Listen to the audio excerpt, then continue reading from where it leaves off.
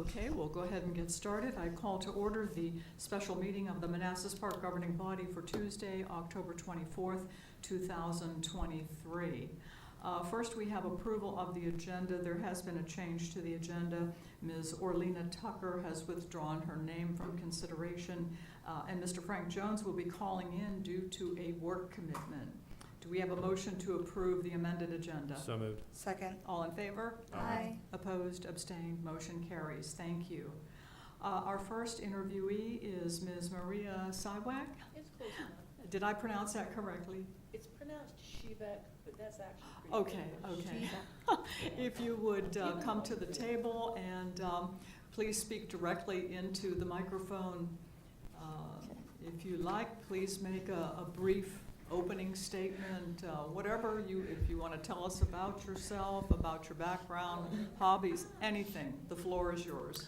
Okay, yes, my name's Maria Siwek. I've lived here since 1997 in Cynthia Street. I'm been retired for 2 years now from federal government, and I am just interested in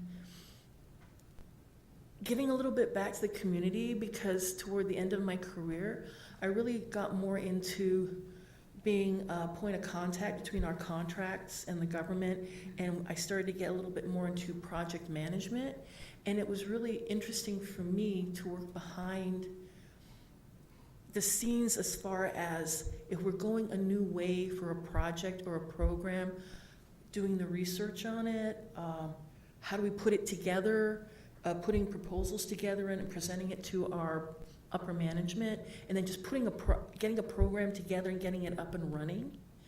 And I said, gosh darn, maybe I should have done that earlier in my career, but things are what they are.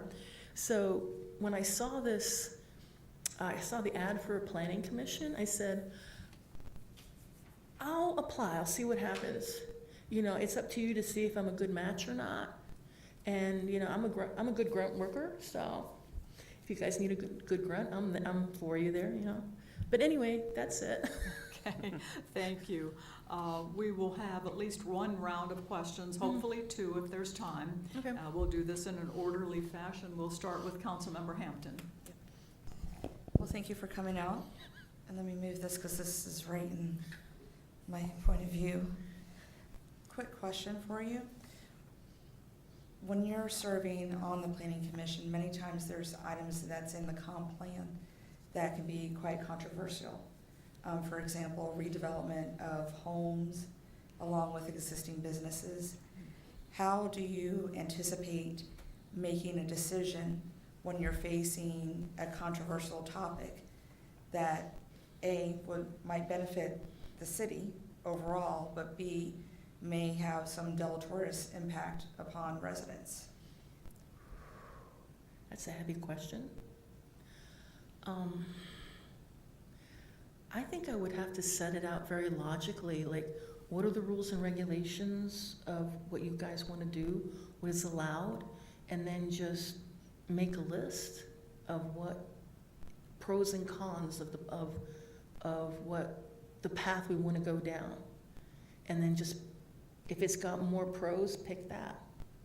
Because the one thing I found is sometimes along the way you modify things get changed. You can always, if something is so bad, you can always pull back and stop it. It shouldn't stop you from going forward with a good idea. Makes sense. Yes. Thank you.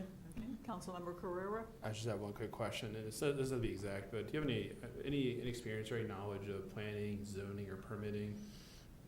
No, I actually tried to get on the zoning code thing. I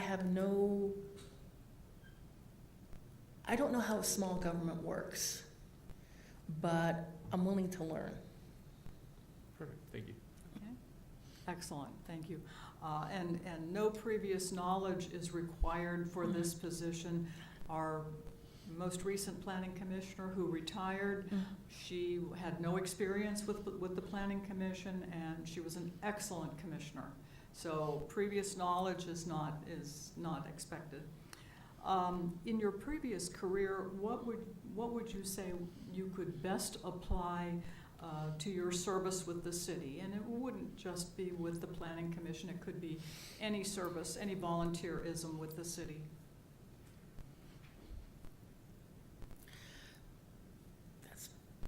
That's an interesting question. I think the best thing, don't listen to rumors.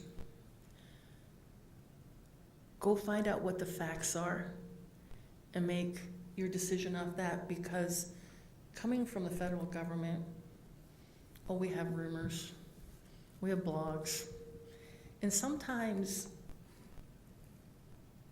our management, they're actually very approachable. And I would go, hey, we're having a problem, what's going on, can you tell me? Sometimes they couldn't. And it's, when you see the other side, not just one side, you have a much better informed idea of what's going on and where to go from that, because there is a lot of complaining. And you can't make informed decisions by listening to the complainers, because they don't offer solutions. Okay, thank you. Vice Mayor Mensing. Yeah, thanks.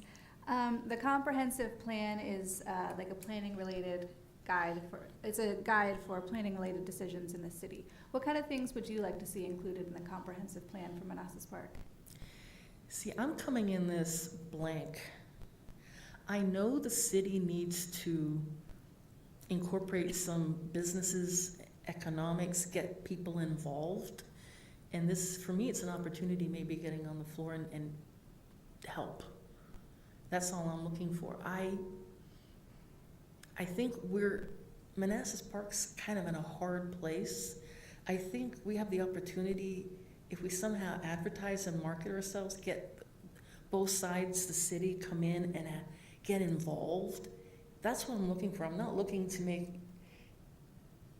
get the people involved in the community, and people know that they can come here and do things and know their neighbors and things like that, you know. Excellent, thanks. Okay. Councilmember Hampton. So unfortunately, sometimes with the planning commission, you're having to deal with individuals that might be a little bit difficult, whether that's someone that's applying, coming to you to do a development, whatever it might be. How do you anticipate handling a situation where you're dealing with a difficult individual, but what they are putting forth will actually be beneficial to the city? First of all, keep my mouth shut and don't respond to how the energy they're giving. You have to understand they're angry, they're difficult, and you have to, this is for my customer service with AT&T. I'm sorry you're having a hard time. Tell me what your problem is so I can help you. And take what their problem is, do the research.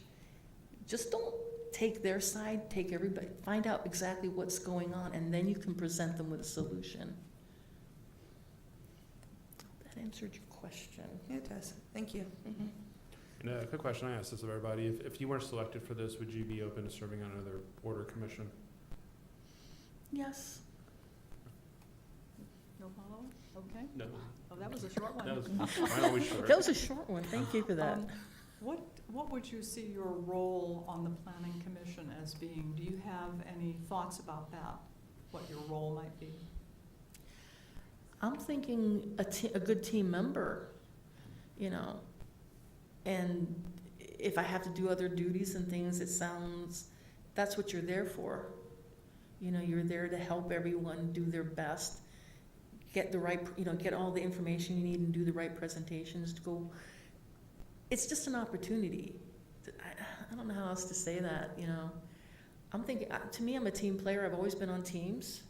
We've always had our parts, and sometimes you gotta help other people. Sure, thank you. What are some of the positive changes you've seen around Manassas Park, and what are some areas you'd like to see improved?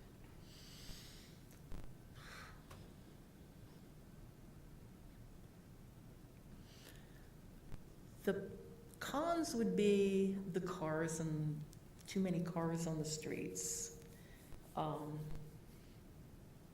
Yeah, that's a problem in everybody's neighborhood, and sometimes the garbage. Sometimes I think there's a little bit more. I would like to see the city maybe come together, because I think there's too much divide between the east and the west. Mhm. And part of that, I think, is geological or geographic, because of the way the city is shaped. You know, it's unfortunate. And I think the people in the center part, because it's so many rentals, I don't think they feel like they even belong. Or it's hard for the city to have a presence there, or for them, you know, to be really honest, I sometimes forget that the middle part of the city belongs to Manassas Park. I always think of east and west. So hopefully we can do something to make that better. I don't know what, but it's a goal. Great, thanks. Okay. Councilmember Hampton? No, there's only 2 questions I came with. Okay. Yeah. Sorry, that's same for me. Do you have any No. questions? Do you have any ideas for healing the divide between east and west? I think, I really don't know. I think it's really helping that, I think the Latin festival they're having, I think we're trying to reach out, like make the park beautiful. We're trying to reach out and get people involved. I think it's hard. I think it's just, you just have to keep plugging away. It's, the only thing I get really angry about is all the people who bitch and complain, because it's like, what are you doing? Are you doing anything to help? Do you go to attend anything? Do you volunteer for anything? Do you have any solutions to offer besides, believe me, I hear it from my neighbors. So it's like, but what are you doing besides complaining? So, you know, this is my part of trying to be the answer, trying to help find solutions. Because if I don't do it, who will? That's the way I look at it. Vice Mayor Mensing? No, I only had 2 questions. Okay, gosh, we screamed through that, didn't we? Would you like to give a closing statement? No, Whatever you'd like to say. I just hope I answered your questions. And thank you for giving me the opportunity to come here and just, you know, have a conversation with you guys. Yeah. Do you have any questions for us? Or city manager is here? Do you have any questions for Mr. Palco? Now, I was just wondering, because, I mean, how big is this commission supposed to be? Or what are your expectations from the planning commission? Okay, the size of the planning commission is pretty well set. 5. 7 Seven? maximum? No, it's 5. It's 5. 7, but we have 5. We only use 5. Oh, we haven't had 7 in a long time. Did we change it? 5. I feel like we Can you changed turn your it. microphone on? I'd have to ask Dean what the, I thought it was 7, but it could be 5. I know we've been having 5, but I thought it was Yeah, 7. we have 5, but I Yeah. thought that the legal limit was 7. You can go to 7, but it's not required. 15, no, it's not required. Okay. It's up to the governing body. Yeah. When I Yeah. was on it, it was 7, and then they Yes. reduced it to 5. Yeah. Yeah, they reduced it to 5. Yeah, I think they reduced it at But meeting you can take it back to 7 or anywhere between Okay, 7 and 15 if you like. 15. okay. Yeah. That's probably too much. 5 is a good number, I think. Sometimes Yeah. it's hard to get a quorum, Yeah. so, yeah. Yeah. Okay. Gosh, we thank you so very much. We really appreciate that you stepped forward. Oh, You no know, we problem. know that people have a busy lifestyle. We will be voting on this the first meeting in November, and that will be Wednesday, November 8th, because we don't meet on Election Day. So, thank you again. Yeah. Thank you. Thank you so Thank you. much. Thank you Super. for inviting me. Yeah. Okay. Thank you. Have a nice evening. Are you Mr. Kevin Petak? Yes, I am. Oh, would you please come forward and sit down at the table Sure, absolutely. and speak directly into the microphone, please? Okay, Yeah. thank you.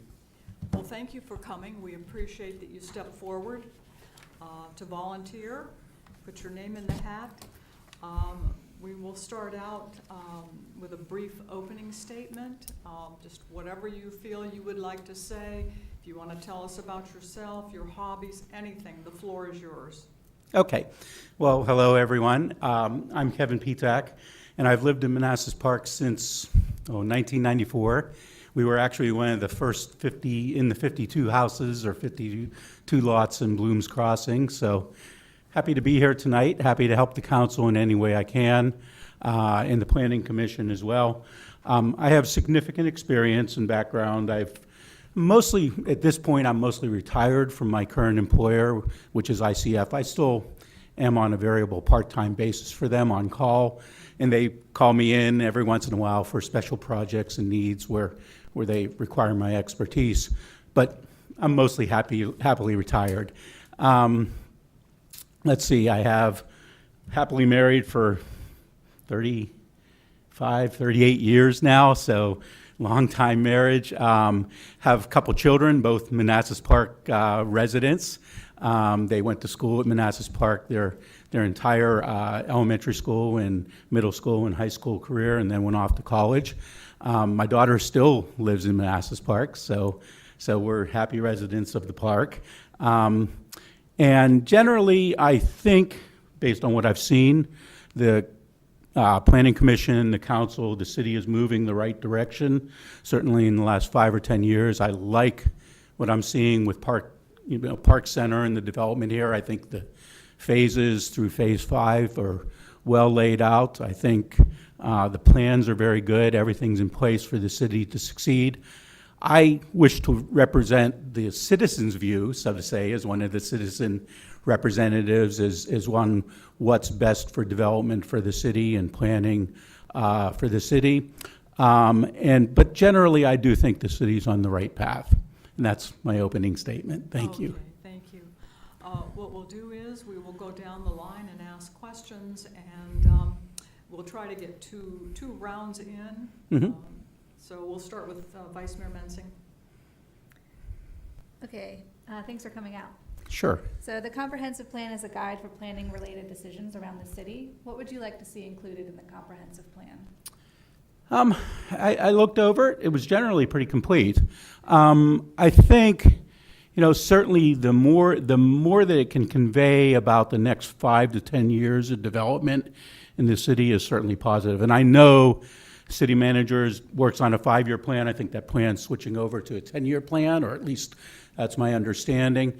And I think anything that you could put in that plan that would help give the residents some light on the direction of the city, certainly over the next 5 to 10 years, would be very helpful for the residents. Great, thanks. Sure. Thank you. Please know that experience on the Planning Commission is not a prerequisite. We just want someone who's willing to, more or less be a team player and willingness to learn and jump right in, because our previous commissioner that we're replacing retired. She had no Planning Commission experience, and she did a great job. So that's not a prerequisite. But okay, so my question is, what part of your professional life in the past would best come into play for any kind of volunteer work with the city, not just the Planning Commission, but anything? Well, obviously, as a vice president at ICF, and before that as a director at a consulting firm with my prior company, one of my key roles was strategic planning and business development. And I think that certainly fits with what the city's looking for, I think, because I would think that you would want people to have a good understanding of the analytics behind things, and what the numbers look like, and what the tax revenues look like, and what the pros and cons are from a financial standpoint of different investments and undertakings the city could take over time, and what the pros and cons are of having certain businesses come into the city and operate within the city. And so certainly my strategic planning and business development, where I worked actively with clients on a day-to-day basis to help them to develop their views and their plans and what they were doing within their companies so that they could benefit the most. I think that, that probably is the best part of my experience that would really help. Okay, thank you. Thank you. Welcome, Mr. Petak. I'm very impressed by your resume. Thank you. I have just one quick question. A similar question as the previous. What's your understanding of planning, zoning, and permitting? I can't say that, I specifically know a lot about zoning and permitting. It's not something that I've done in my day-to-day job before. I certainly read a lot, understand a lot about zoning. I kind of know what the city zoning looks like from being out on the website and looking at it and understanding it. You know, and I know you're dealing with a lot of specific zoning issues, a lot of issues related to parking, certainly, with your development of 1,270 spaces through Phase 5. And, you know, certainly I'm willing to learn more about zoning. And as you said, you know, a prerequisite is not that I have to be experienced in this, and I understand that, but I'm certainly willing to learn and work at it and fill in the gaps on what I don't know about zoning and permitting. Great. Can I ask one quick question? Sure. You have an engineer in natural gas. Yes. Natural gas, it's fracking, correct? No, that's correct. My When you go down fracking, how deep can you go with the type? And then they go outwards. How far can that be? how far can that be? Yeah, 'cause I Yeah, was that can wondering be. That can be a long ways. Typically, a lot of the wells, the shale wells that have been drilled within the last 10, 15 years, that's where the big plays have been, is Marcellus Shale, Utica Shale, all the shales throughout the country. Those wells are typically anywhere from 5 to 12,000 feet deep vertically. And then whenever they frack those wells, they'll frack them out. They're drilling the wells horizontally too. So they're 5 to 12,000 feet deep, but then they're going down and they steer the well and drill it horizontally for about 5,000 feet or so. And whenever they frack, they're fracking various stages along that horizontal well, that latitude of the well. They're fracturing horizontally, so they're putting a lot of different fractures in, and those fractures can go a couple hundred or so feet. So what they're trying to do, and this is why shale production has become so prolific in the United States over the last 10, 15, 20 years, is to get more out of the wells, because it's expensive to drill a well. These wells are, you know, they're $4 million, $5 million per well. They're very expensive, so they're trying to optimize their production or get maximum production out of it. Sorry, and that's probably more No, it's very detail than interesting. you I've always wanted to been know. interested in this, 'cause Virginia is actually considered the Saudi Arabia of natural gas. Is that accurate? It's close to the most west into Kentucky. Nah, not really. Pennsylvania's certainly been big. West Virginia's been big with the Marcellus Shale. Virginia has had a lot of historic production down west of Roanoke or along the West Virginia border. That's where Virginia's production has been. That's pretty interesting. Thank you. Sure, absolutely. Good evening. That was a layup for me, by the way. I've always been interested. Sure. Good evening, thank you for coming out. So my question has to do with the comp plan. There's parts in the comp plan that if it does come to fruition, might be controversial, including redevelopment of some of the areas of where the older homes are, and replacing that with, this is the Four Corners, part of the Four Corners redevelopment, but also then replace those homes with some commercial real estate. My question to you, and I say this, my question to you is, how do you anticipate handling those decisions that will negatively impact the residents, but at the same time potentially help the city overall? Well, first and foremost, if it helps the city overall, it's a good thing, right? Because one of my views as a resident is that our tax rate as residents is relatively high across Virginia, compared to other places in Virginia. And so certainly any commercial or business tax revenue that can be brought in is a good thing. And that's why I'm generally pro-development, particularly of the Park Center area. Now, having said that, I think whenever we do development of residential areas and we change them or rezone them, I think what you're talking about is rezoning those to commercial from residential potentially, then you have to be very careful to keep the citizens' best interests in mind. And by that I mean we have to have contingency plans for the citizens. What are we going to do for the citizens, and think about the citizens as we're doing that development. I'm not saying that development's a bad thing. It's definitely a good thing. You just have to be smart and ameliorate any concerns that the citizens have. Okay, thank you. Vice Mayor Mensing. What are some of the positive changes you've seen around Manassas Park, and what are some areas that you'd like to see improved? The Park Center development so far, I think, has been very good. I think the plans are good. You know, I understand there's a couple new businesses already committed to Park Center. There's a Mexican restaurant, is that correct, I believe, that's already, they're already doing construction, is my understanding. I know that across the street, I think getting businesses in across the street is important. Obviously, that's on the owners to bring those businesses in, but I certainly think we can help, right? We can certainly help the owners have a good message to sell to business owners to bring businesses in. I know that there's been a couple businesses that have gone in there. Is there a wedding dress shop? There's the Thai place. It's coming from Manassas to here, which is good.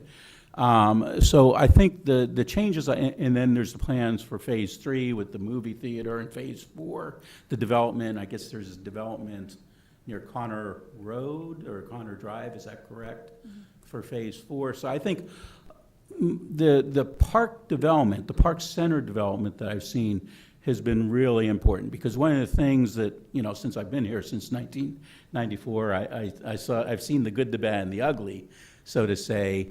And, you know, I didn't really see that type of business development for like the first 10, 15 years that I was a resident, and I've now seen it over the last 10 or so years, which is good and positive. That's the thing that I would say I'm most impressed about.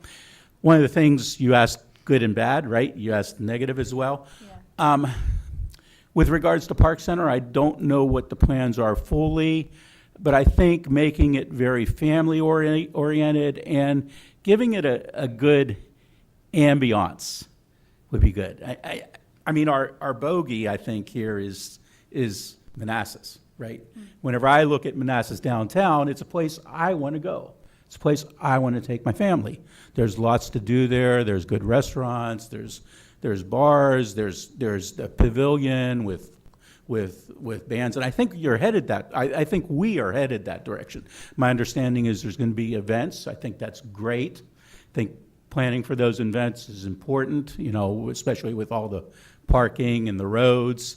You know, I had a concern initially about the road development and the capacity to handle the roads, but I went out and studied that a little bit, and I see that there's plans to extend Connor Road through. I guess that's a grant from VDOT, is my understanding, so that's good news, because I think that'll take some of the burdens off roads, and that's good for Manassas Park too, right? Because that will take load off of Manassas Drive, which I think is important, because it's a pretty heavily traveled thoroughfare. So I think, you know, the development's good. I think creating that ambiance, you know, a garden environment, I don't want to press that far. Landscaping is important. I think it's the whole ambiance of it that would be very important.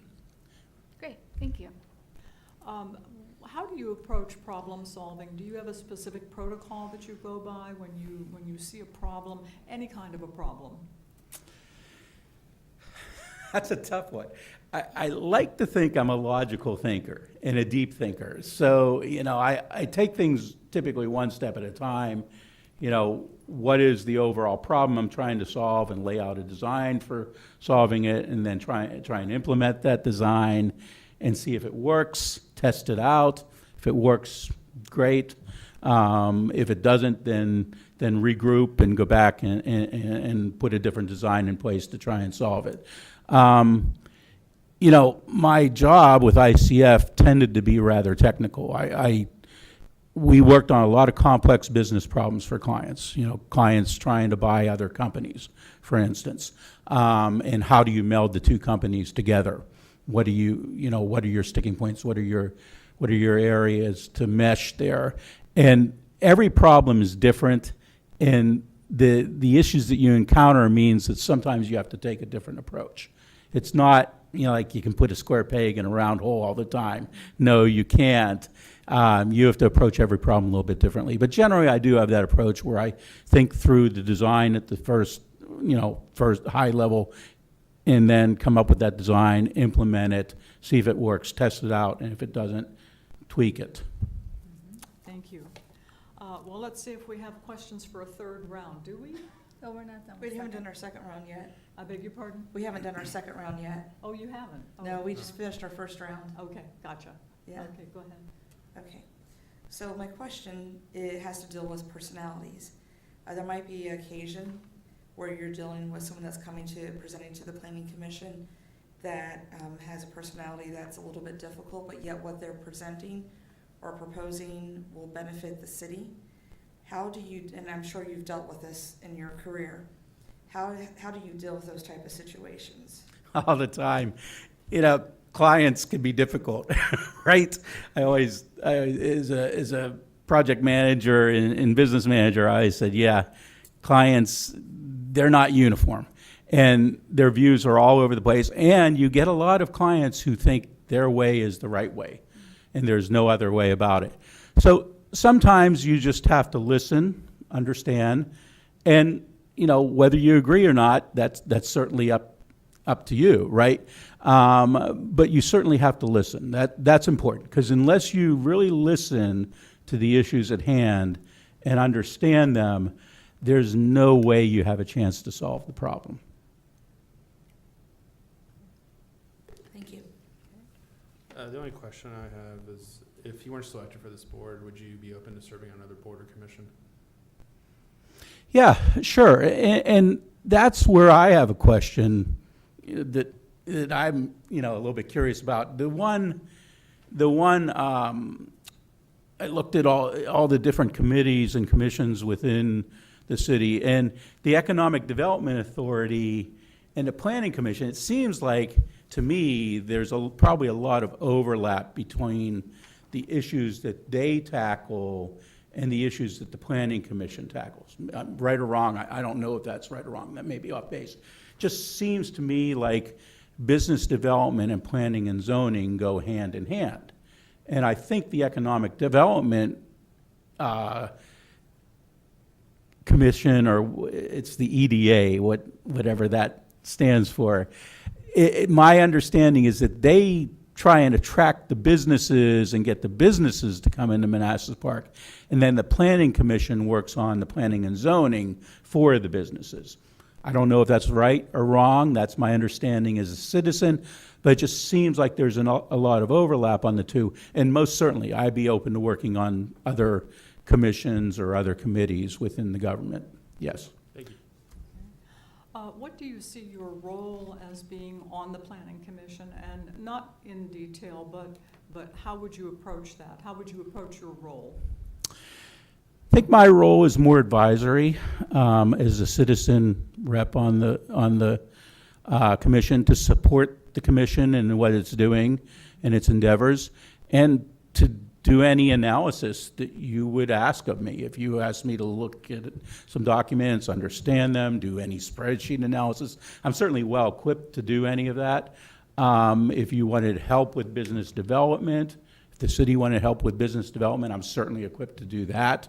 And, talk with businesses, bring businesses in. I don't know if that's something, again, that's maybe the EDA and not the Planning Commission. But I see my role more as advisory and in assisting you in any way that you see needed. Okay, thank you. I've asked both of mine. Hmm? I asked both of mine. Okay. Do we have more questions? I just have one other question about the natural gas. When you tapped, is it, the variance is supplied, is it ever, I'm sure it adjusts. Is there ever low supply when you tap natural gas? Or is it always, when they determine the supply to tap it, is it always a large quantity, or is there sometimes a failure rate on that, or failure? Are you talking about within in the reservoir in the ground? Yes. That's a very interesting question. You have to go through the history of the industry to learn that question. Once upon a time, many years ago, 20, 30, 40 years ago, we drilled a lot of wells in sandstones and siltstones and different formations where, yes, there was a lot of risk. You would drill a well 5,000 feet deep and it would be a dry hole. There wouldn't be hydrocarbons in sufficient economically viable quantity to develop them and make money. Shale is a different animal. Shale is a very typically a very large formation, thick formations, widespread, and the hydrocarbons are there. It's a source rock for hydrocarbons. And so typically when you drill into a shale, you know you're going to get hydrocarbons. And then whenever you frack it, you know you're going to get hydrocarbons. So Is it's it a brown, darkish brown color, or is it black? the shale can be both. Maybe both. Yeah, it can be I've both. seen it can be red as well. Is that true? Can be that. It depends if it has copper in it, you know. That's much better, I guess. So it depends what the minerals are in it. Yeah. That's very interesting. Thank you. Sure. Councilmember Hampton, did you have anything? Okay. No? Okay. We invite you to give a closing statement, whatever you would like to say. Well, first of all, I'd like to say I'm delighted to be here tonight. Be happy to represent you in any way possible, and certainly I think my background speaks for itself. I think my experience speaks for itself, and I think I can be of assistance to the city. Yeah. Thank you. Okay. Yep. Do Thank have- you all. Thank you. Do you have any questions for us, or do you have any questions for City Manager? Mr. Palco's here this evening. Well, yeah, sure. Thanks, and nice to meet you. Heard a lot about you. John Evans is my next door neighbor, Oh, great. so Okay. he lives 2 houses down from me, so he spoke very good about everyone here tonight. So, but yeah, the one question I guess I would have, you asked it of me, but I'll now turn it around to you, is what role do you expect from your citizen reps on the commission? Okay. Advisory, as you said earlier, that would be the primary role. Although you vote on things, it's non-binding, it's simply a recommendation to the governing body. The governing body is the final decision, but we value the opinions from the Planning Commission. So that's my answer. Okay. Do you have? Same, yeah, I get to serve on the planning commission as the council representative, so it's always fun to see it both times. But really just taking a look at the project and being able to look at it from all angles, which I think it sounds like you're very able to do. Okay, good. And then one final question I would have is, how does the Planning Commission interact with the other committees and commissions within the city? What's, who generally has lead on different things? And I know that can be a very broad question, so I'm not trying to make it that, but I don't know how to ask it any better. Yeah, City Manager would Sure. love to take that question. Yeah, Sure. so I'll take the downtown as a good example of this. So the governing body usually sets the vision, right? So I'll make recommendations. We start off like with the downtown with the first market analytics, to your point, look at the data. What does the data say it can support? Have the conversation with the governing body, develop, planning concepts at a high level for what we'd like to do, and then we went out and looked for trying to get developers. We found developers. They come in and usually negotiate some kind of overarching agreement, whether it's a purchase and sale agreement or a public-private partnership with the governing body. That sets the first step.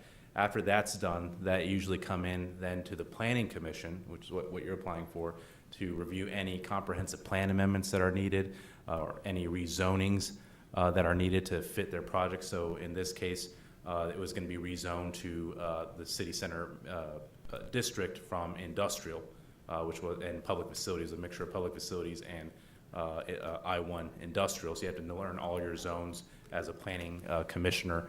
So the applicant comes in for a rezoning. The Planning Commission is the first one to evaluate it. They're supposed to spend a lot of time on this because this is their singular focus is on comprehensive plan, interpreting the zoning. You get recommendations from the zoning administrator, who's your staffer for that committee, and then they make a recommendation, as the mayor said, to the governing body on whether whether to approve the rezoning or reject it. Ultimately, it's a recommendation, but it's based off of residents coming together and taking a long time to evaluate that and making their recommendations to the governing body on that issue. The governing body is evaluating multiple issues, usually including that rezoning. So the Planning Commission is very helpful in providing their recommendation and why they made their recommendation to the governing body. The governing body ends up voting on that rezoning, And then the EDA, their role in this was the bonds, right? Issuing the bonds to the developer, because it was a public-private partnership. The EDA has a lot of unique authorities to buy land, control land, sell land, as a tool, issue bonds to help with public components of redevelopment efforts, project funds for certain developments. They're technically a state entity, but they're appointed by the governing body. Their members, all of our members are residents of the city, so they have their vision for economic development. They're appointed by the governing body, but they provide different tool sets, and they were the ones who issued the bonds for this downtown development that enabled the construction of this building and all the parking infrastructure, stormwater infrastructure, all those components that are being paid for by the developer and the lease payments for the city hall. And then that bond gets issued, and then any other final requirements that the governing body approves with final buildings and parking and everything else that they do. So that's kind of the planning commission's really more focused on the comprehensive plan. What does the comprehensive plan say? When does it need amendments, right? So we did a few amendments from an economic development standpoint for the downtown through this process in terms of ratios of commercial to residential, but they're looking at the entire city. So they're not just dealing with business, they're dealing residential uses as well from a comprehensive plan, and also rezoning, understand where you do have administrative authorities with site plans. So that doesn't come back to the governing body. That's one area where the zoning administrator brings it back to the planning commission, and the planning commission is the one who makes the decision on what to do with site planning. So there's some authorities that the planning commission has as well beyond the advisory capacity. But that's kind of the best way to delineate it, is the EDA is purely focused on business growth. They can do business recruitment, tourism, marketing, all those things that other EDAs across the state do. Here we've utilized them a little bit more for issuance of bonds and project funds for developments. They have pretty unique financial capabilities that the other boards don't have, that they're given by the state to do. And the planning commission, again, is just more reviewing the comprehensive plan and the zoning language. And the governing body oversees everything. Great, that was very helpful. Sure. Yep. Thank you. Would anyone like to add anything to the, okay? We thank you very Yes, much for thank you. stepping forward. We know everyone lives busy lives, and we appreciate this very much. So we will be voting the first meeting in November, which is Wednesday, November 8th. It's on a Wednesday because we don't meet on Election Day. Yep. Yeah, okay. But thank you so much for coming out. Great, thank you very much. Okay. Thank you. Thank you. Have a good evening. Thank you.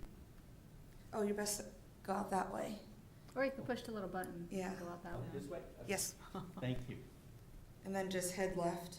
Okay, thanks. You're welcome.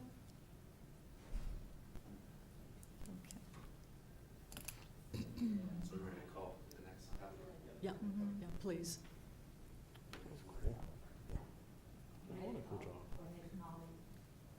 Well, look at his degree. I mean, I know. you're pretty smart to do that stuff. But how it comes out. Right here. Don't you want to see things? I think I could probably YouTube that. You could, but I want to see what I'm saying.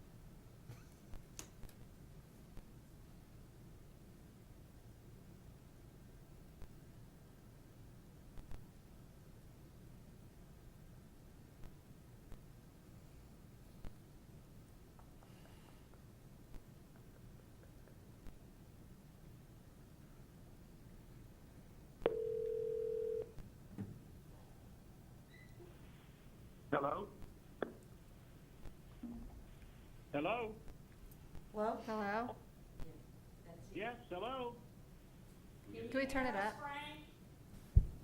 He can't hear. We can hear him, he can't hear us. I can barely hear you, but I'm here. Still need to. Can you hear us now? We can't hear you. Because I think we're speaking to the mic. Can you hear us now? I can. Okay, so yeah, it's just we need to get close to the mics. And can you tell him he needs to raise up the volume significantly? Raise up the volume, Hudson.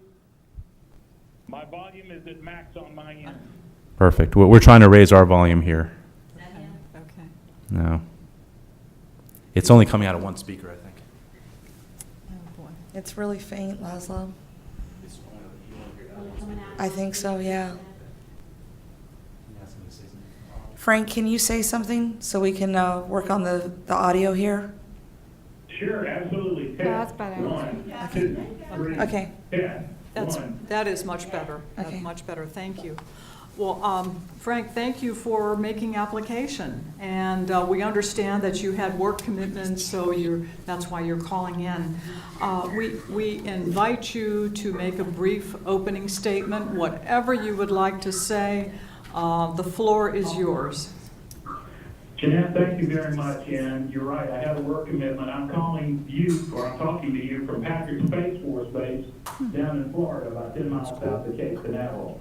We have a facility down here that is a schoolhouse that teaches the entire department about diversity, equity, equal opportunity, accountability, and so forth. And I'm running a 3-day training session down here on basically having a difficult conversation, how to have a tough conversation, how to teach second-tier supervisors how to work with first-tier supervisors and employees to have a more meaningful conversation. So I use that as an example of some of the work that I do. I think most of you know I'm retired Navy, and following that, I am now an employee of the Defense Human Resources activity. We do things like all forms of DoD identity credentialing. We do all the forms of base access. But we also manage the civilian personnel population, about 900,000 DoD civilians. We run prevention programs, suicide prevention, sexual assault prevention, combating trafficking in persons, the list goes on. We have about 132 individual programs. The population that we have is about 1,255 government employees. We have a budget of about $1.3 billion with a B dollars. We have about 100 military. We are located in 5 locations geographically in the continental U.S. and 2 OCONUS locations, 2 out-of-country locations. I have been the chief of staff. I was asked to shift from that to a special advisor to the deputy director and chief operating officer to continue to improve our business practices and business processes within DHRA. I've had a serious amount of experience in things that have to do with planning. One of my jobs was as a strategic planner for our agency. So I offered my name simply to say I have a lot of experience in the planning arena, how to formulate plans, how to look at a planning execution, how to evaluate proposed alternatives to see if they make sense and which, in some cases where trade-offs are required, are best, and in terms of working with senior leadership across the DoD department. My specific leadership is under the Office of the Undersecretary of Defense for Personnel and Readiness. I've had that kind of scope of experience, and so I offer that simply as my interest in the community. I think the governing body knows I had 25 years of service to the community, first on the school board and then on the governing body. And I offer my services if you would like me to serve to help with our city's planning process moving forward. With that, I will stand by for whatever issues, questions, or comments that may be made, ma'am. Okay, thank you. Thank you very much. We will go down the line in an orderly manner, and hopefully we will have 2 rounds of questions, beginning with Councilmember Hampton. Hi. Good evening, and thank you for joining us. My question has to do with potential controversial elements in the comprehensive plan, specifically if it comes to fruition.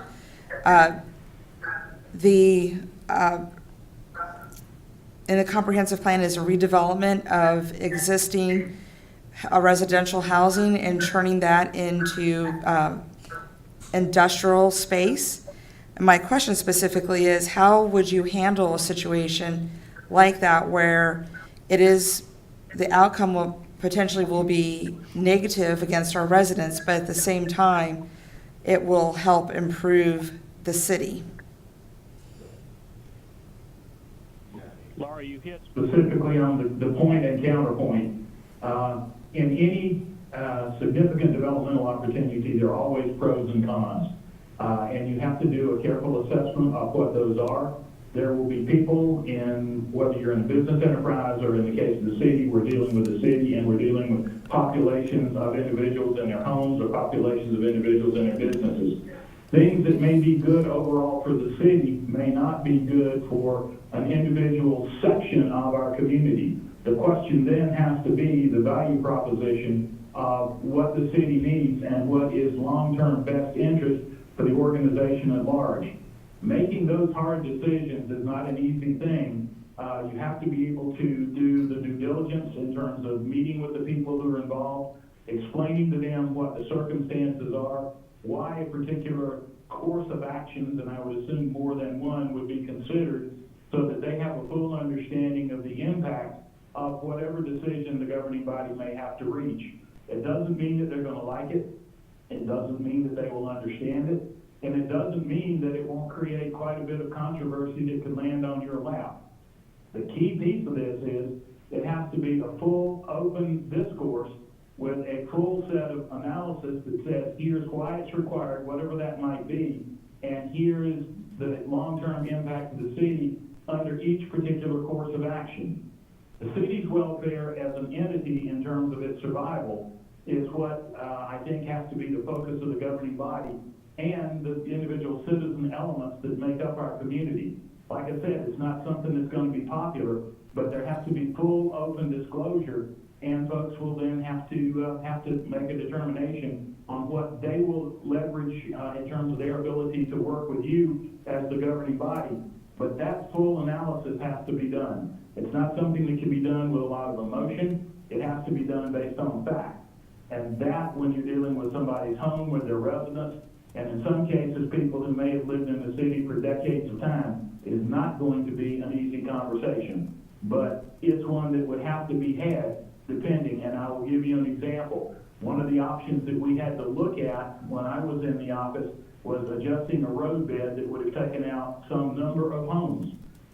You'll remember that before we had the intersection at Manassas, as an example, and Manassas Drive, there were buildings that were there, and they were fortunately city buildings.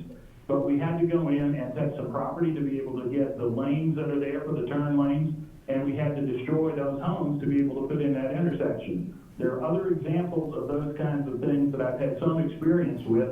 Not an easy process, but it's one that has to be gone through. The key piece is nobody can say at the end of it, there's a secret that has been kept, I wasn't fully informed. I hope that answers your question. Yes, it does. Thank you. Hey, Mr. Mayor, how you doing? Quick question for you. What is your experience or knowledge of planning, zoning, and permitting? I am not a detailed planner by any stretch, because each locality has its own unique issues. As I said, in addition to Manassas Park, I have 5 localities that I have infrastructure in, ranging from California through Texas, through Tennessee, and here in the Washington National Capital Region. The planning process is unique in each community. There is a standard by which plans have to be submitted. The plans have certain developmental requirements that have to be provided in each of the documents in terms of the aspect of looking at land use. How does it conform to the city or the locality's overall plan? How does it look in terms of long-term impact? Are there environmental issues that have to be answered? And so do I have some experience? Yes. Do I have experience in looking at the cost-based impacts of what plans could be as we look at courses of opportunity? Yes, I have that. Do I have the ability to look at the engineering aspects that would be proposed? Yes, I have that. To give an example, in Monterey, California, I have a facility that's 350,000 square feet sitting on 27 acres of land. The land all around that facility has been deeded over. It's part of the old Fort Ord, has been deeded over to the town of Seaside, the town of Marina. We have to now, because we are not a DOD installation, comply as we do things associated with those localities. We, as an example, installed a solar field. We installed a gray water recycling, a variety of things like that. We had to go through the permitting process for Monterey County and for both localities. So the process of being able to look at the planning, the permitting process, the follow-up in terms of audit of the as-built compared to what was planned, and the documentation of any updates and changes are all things that I'm familiar with. I hope that answers your question. It does. Thank you. Okay. Thank you. How do you approach problem solving? Do you have a specific protocol that you use when you problem solve? Yes, ma'am, and this is a different answer than you might have heard me say a few years ago. Problem solving has to be a collaborative process. You have to seek to understand, as an old adage, seek to understand, and then first to understand and then to be understood. As I go through problem solving in my job today, I try to bring the parties together. I try to make certain that each party has an opportunity to fully discuss their aspect of whatever the case might be. And it doesn't mean that in all cases, a single party is going to be happy, one's going to be sad, but what it says is there has to be full collaboration, there has to be an equal understanding of all aspects of the challenge, whatever that challenge might be, and then there's a decision-making process. In the case of things that I deal with at work, frequently there's a collaboration that's required, and it's not a function of mandate or dictate. It's a function of reaching a compromise that is acceptable to both parties.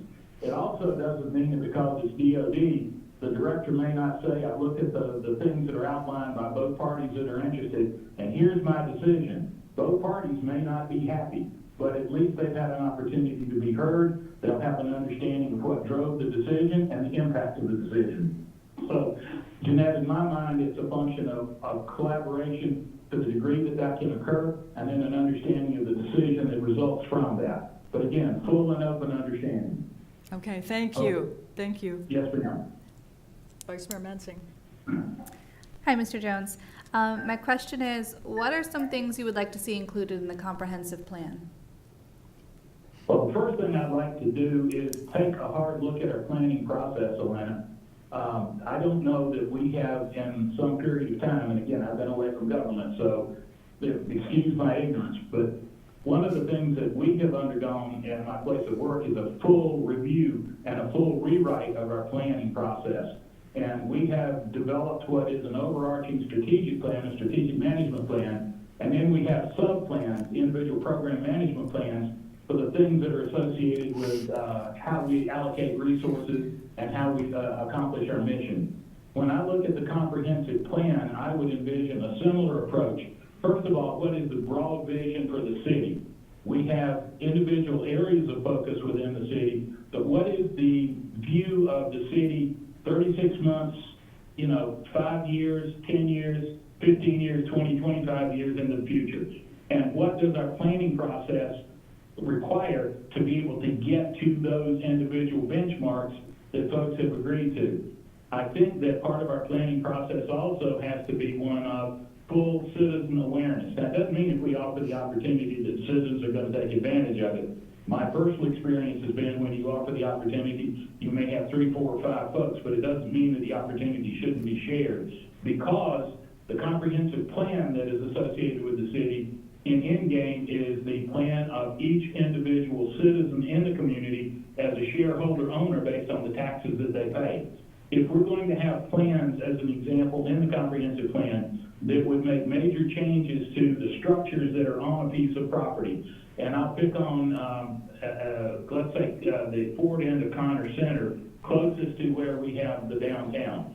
If over time we are going to say that property is going to be turned into something associated with City Center, the engagement of each of the property holders and each of the business owners in that area has to be brought on from the start. And they have to understand the timing of it, the impact of it. The city has to understand what it means to those businesses as we move forward. This is not a process where things can go quietly into the night. It's one where we have to have folks engaged from the start.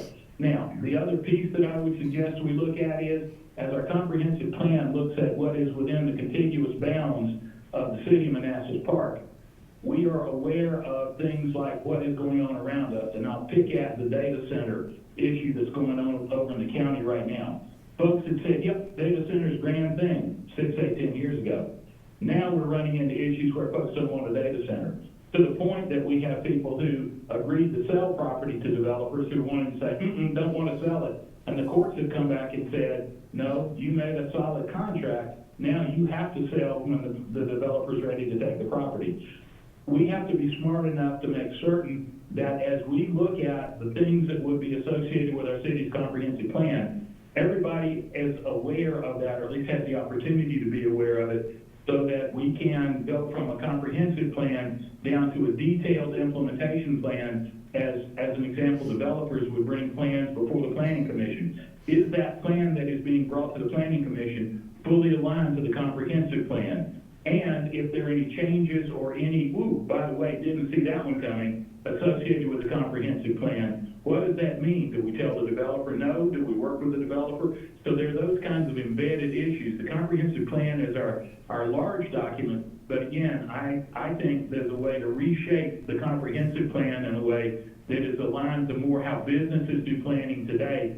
And yes, it addresses real estate, but it addresses infrastructure and it addresses the future in a way we haven't looked at. Sorry for the long-winded answer, but I hope that gives you some clarification from my end, ma'am. It does, thank you. Okay. Councilmember Hampton? Okay. So my second question has to deal with personalities. There will be an occasion or two where you have to deal with a developer or someone else coming forth through the planning commission whose personality might be difficult, but at the same time, they are presenting something that would be beneficial to the city. How do you manage a situation like that when you're making a decision and doing business? You do simply the best job you can in having open communication. In fact, folks, that's the training that I'm having now in place for my Tier 2 supervisors down here in Florida. It is how to have that difficult conversation, how to have that hard conversation. Things like, is there some form of inherent bias from my perspective or from the developer's perspective that's getting in the way of the conversation? Are there things that have to do with some form of something that's driving an active aggression? Is it a passive aggressive? Is it an aggressive nature? What are the things that are associated with it? What's driving that thing that's causing the controversy? So that you then be able to get past the controversy and get to the real nugget of what's causing the problem. The end result is one of the two parties may not be happy with what is resolved, but there's been a full and open conversation. When you look at all of the elements that are associated with those kinds of things, the other piece is full documentation. From the perspective of the city, making certain that the files that are there outlive the individual members who are associated with the decision-making process. So if 6, 8, 10 years from now, Harry Houdini may be on the planning commission and somebody comes in and says, wait a minute, that wasn't what was agreed to. We have good planning records of the things that were discussed and how the decisions were reached and the points that were made to the developer and the points that the city has decided have to be implemented. So it's all about openness of communication and full documentation. Thank you. Yes, one other question. If you're not selected for the planning commission, would you be open to serving on any other city boards or commissions? Simple answer, yes. Perfect. I am interested, and folks, I turned 68 last weekend. We're not gonna leave Manassas Park. I'll be here until they throw dirt in my face over in Quantico National Cemetery. We have an anchor in this community. We've been here since 1988. I'm happy to serve in a capacity that allows me to help the city in any way I can. Thank you. Okay. What do you see your role on the planning commission as? What is your role in a general sense? As a member of the planning commission, reviewing the packages that are presented to the commission to make certain that they are aligned to the plan that the city has articulated, that if the governing body has provided any guidance to the commission, that we execute the guidance that is provided, and that we have an active role in engaging with the folks who look to come into the city to do business and to do potential development work. This is all about making certain that as things come to the commission, that the alignment is, first of all, to the plan, and then to the guidance that we've got, and where there needs to be dialogue, I would envision some periodic joint meetings between the planning commission and the governing body to talk over developmental opportunities that appear to be coming our way based on what would be provided to the city and how that would be viewed in terms of its execution, assuming that it's something that is that is something that would be willing to be entertained. Thank you. Vice Mayor Mensing. Great. Let's see, my last question is, there have been a number of positive changes over the past several years in Manassas Park. What would you say some of them are, and where do you think you would like to see improvement? Oh, my stars. Atlanta.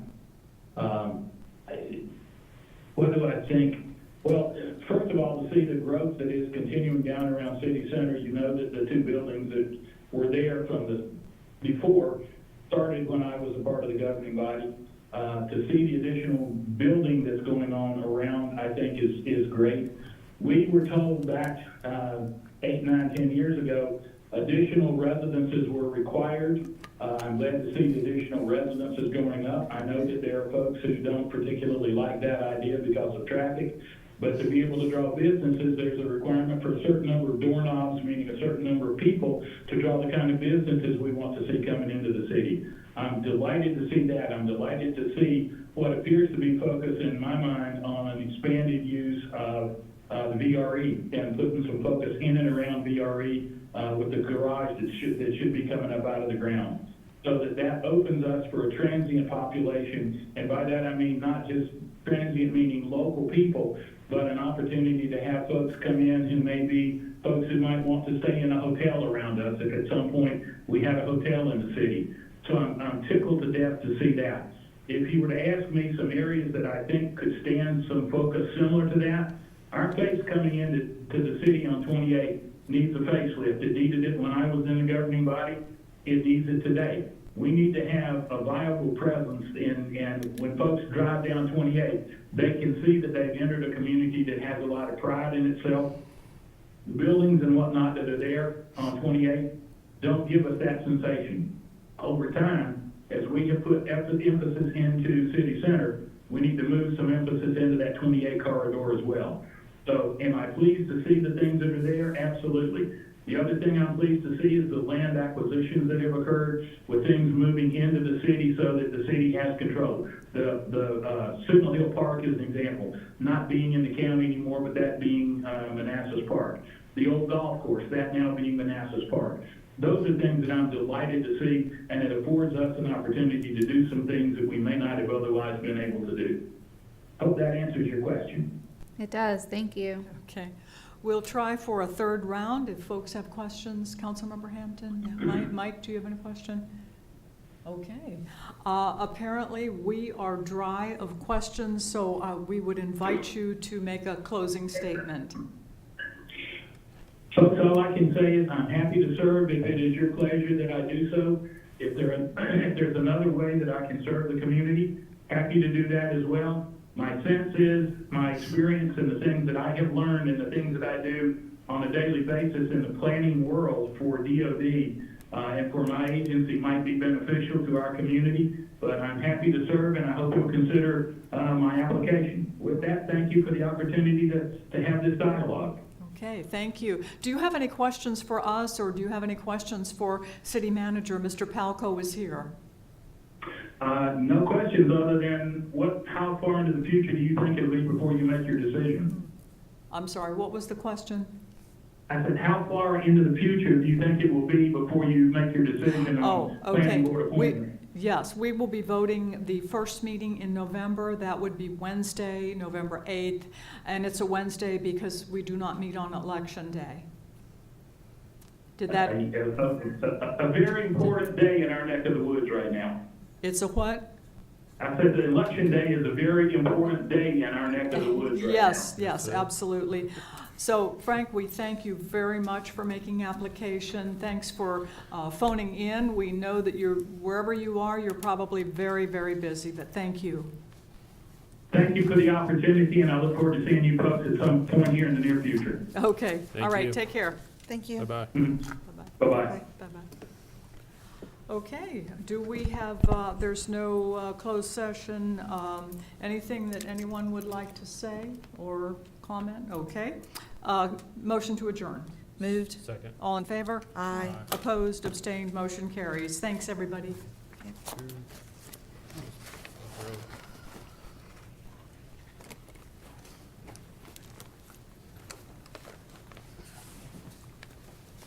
home, eat something. Work tomorrow. Let's do that. Eating it for me. Call it. Six.